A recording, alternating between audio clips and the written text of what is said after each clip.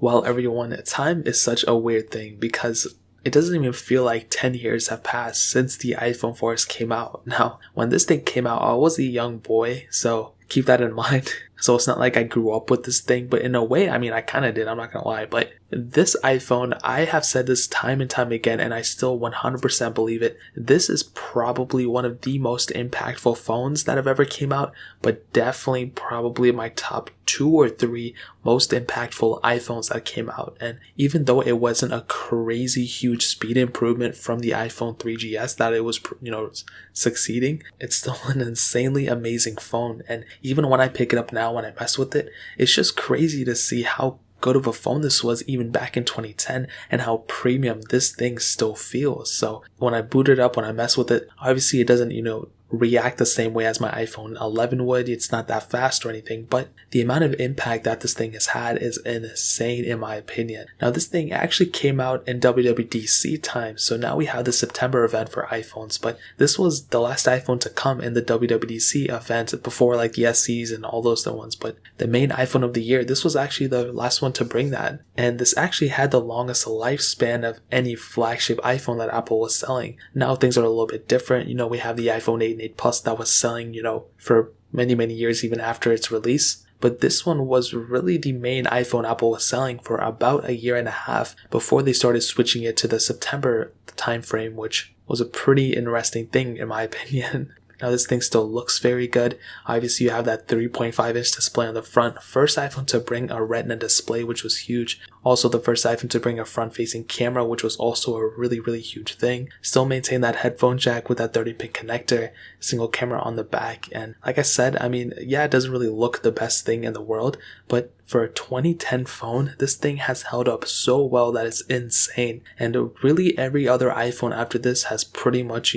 taken something from this phone, whether it's that front camera or the glass on the back that Apple eventually brought back with the next version of iPhones from the iPhone 8 onwards. Or whatever it is, this phone really brought a lot to the table, which was a really amazing thing. Now what's really funny about this, and actually not so funny, but it's kind of really interesting, is that this phone was leaked to death. There were people actually got their hands on the actual phone itself apparently, and that was a humongous thing. And I think there were a bunch of lawsuits at it at the time, and Apple really had to change up the way they went about releasing these phones, I think, after this, because there really wasn't anything they could do. These phones were going to get leaked anyway, and I think that's why Apple is probably, releasing these leaks and everything that we know now, because it brings up hype and it gets them more attention. I think they're starting to realize that now. At this point, they didn't like that, but now I think they're probably doing it themselves. Now, this thing had the Apple A4 chip and all those different things, and at the time, it was a really revolutionary thing. It was very fast and all that, but at this point, obviously it's not that fast, but compared to a lot of other 2010 phones,